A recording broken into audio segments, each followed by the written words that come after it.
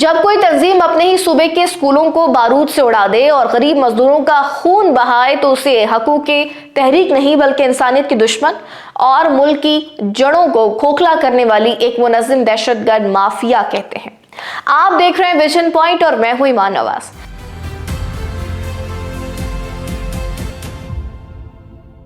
آج ہم بلوچستان کے حوالے سے ایک ایسے تلخ سچ کا سامنا کریں گے جسے اکثر سیاسی مسئلوں یا حقوق کے بیانیے کے پیچھے چھپانے کی کوشش کی جاتی ہے۔ بلوچستان لبریشن آرمی BLA اب محض ایک ناراض یا علیحدگی پسند گروپ نہیں رہی بلکہ ایک منظم اور سنگین دہشت گرد تنظیم میں تبدیل ہو چکی ہے۔ اس تبدیلی کو سمجھنا بہت ضروری ہے۔ ایک زمانے میں شاید کچھ لوگ انہیں سیاسی محرومیوں کا رد عمل سمجھتے تھے، لیکن آج ان کی کارروائیاں دیکھیں۔ کیا حقوق کی جنگ نہتے مسافروں کو بسوں سے اتار کر شناختی کارڈ دے کر قتل کرنے سے لڑی جاتی ہے؟ کیا حقوق کی جنگ کوئلے کی کانوں میں کام کرنے والے ان غریب مزدوروں کو مار کر لڑی جاتی ہے جو 2 وقت کی روٹی کمانے آئے ہیں؟ یہ تنظیم عوامی امنگوں کو بلڈوز کرتے ہوئے اب شہری مقامات، تعلیمی اداروں اور اہم انفراسٹرکچر کو نشانہ بنا رہی ہے۔ BLA نے اپنی حکمت عملی بدل لی ہے۔ پہلے سیکیورٹی فورسز کے ساتھ جھڑپیں کرتے تھے، اب یہ سافٹ ٹارگیٹس کو ہٹ کر رہے ہیں۔ یہ ایک بزدلانہ اور صفاقانہ طریقہ کار ہے جس کا مقصد صرف اور صرف خوف اور دہشت پھیلانا ہے۔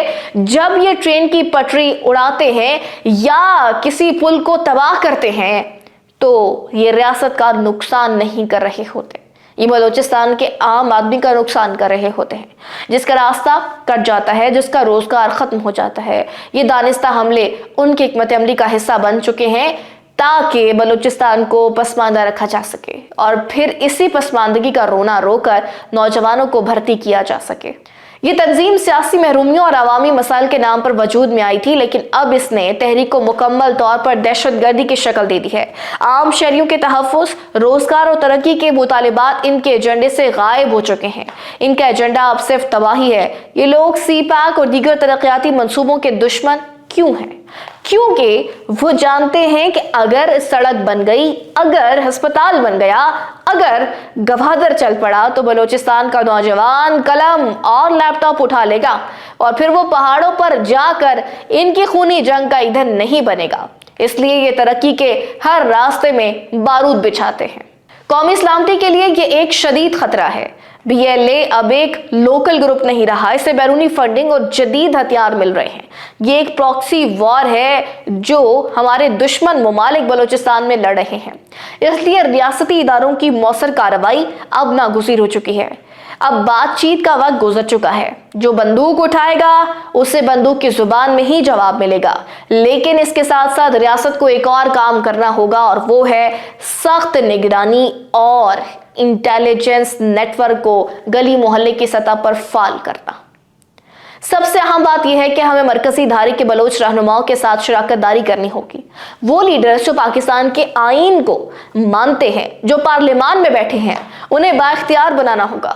جب ریاست حقیقی نمائندوں کے ذریعے عوام کو ترقی اور امن فراہم کرے گی تو BLA کا بیانیہ خود بخود دم توڑ جائے گا۔ آج بلوچستان کے عوام کو فیصلہ کرنا ہے کہ ان کا دوست کون ہے، وہ جو ان کے بچوں کے لیے سکول بنا رہا ہے یا وہ جو سکول کے استاد کو قتل کر رہا ہے۔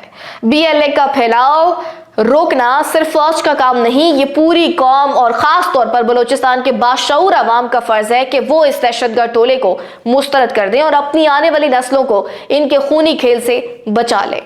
ناظرین، اس ولاگ سے اتنا ہی۔ مزید ایسے ولاگز دیکھنے کے لیے آپ دیکھتے رہیے ویژن پوائنٹ۔ اپنا خیال رکھیے گا۔ اللہ نگہبان۔